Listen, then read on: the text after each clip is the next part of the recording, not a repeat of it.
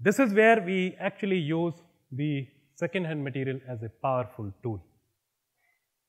The oldest form of charity, the oldest thing or the material for charity is now a huge resource for the social change. It certainly focuses on the basic needs and also, as I say, on the non-issues. It fills up the urban-rural divide, which is really growing a lot in the country, and I do want to talk about it in the Q&A session. People call it one of the largest civic participation movement because you have a huge participation from urban, rural, both. And there is a theory of meager resources because I think what went wrong in some part, in case of microfinance, in some areas, I think we were wrong in saying that people have a paying capacity. And when I say that, I do agree that people have paying capacity, but have we ever tried to find out that at what rate or at what cost people pay? If I only have 100 rupees with me and I have to pay for the microfinance or any membership and anything, and I end up paying 1/5 of it, say 20 rupees, have people ever calculated that at what cost this money has come out? Has it come out at the cost of my education, my health, or my anything? So what we are arguing that can we look for parallel currencies across the globe? So in our work, people pay. When they make a bridge, they pay, but they pay in labor.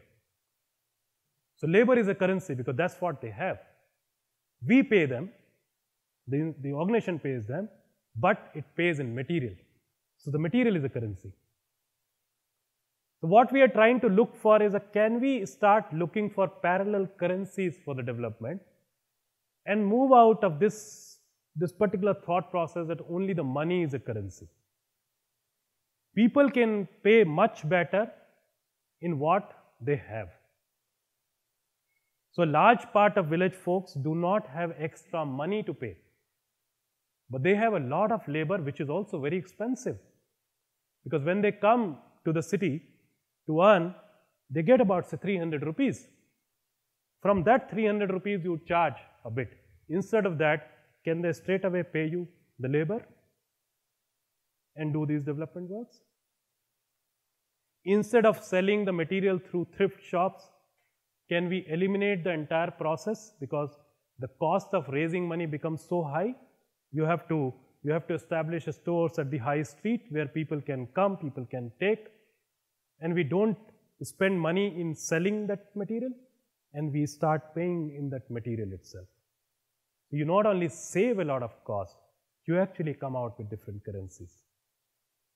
That's the whole process which we are trying to build up.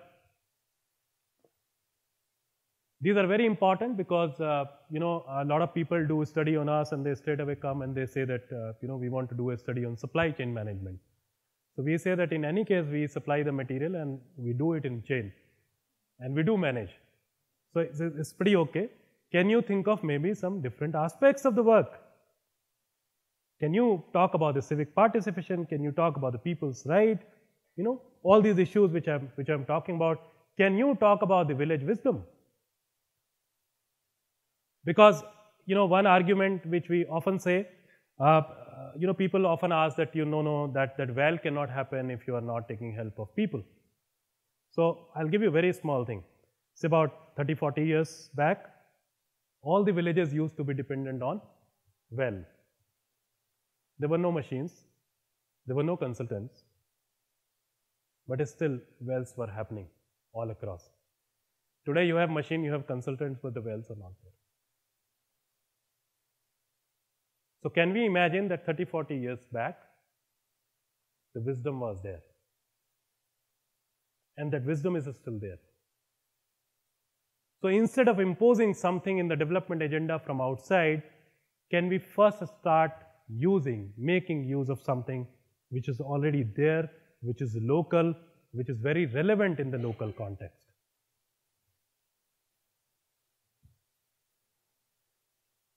And also this is important that how we really tell people the massive potential they have, because anybody who digs a well once can really goes beyond that later, because there are examples in our work where now people don't work for cloth for work.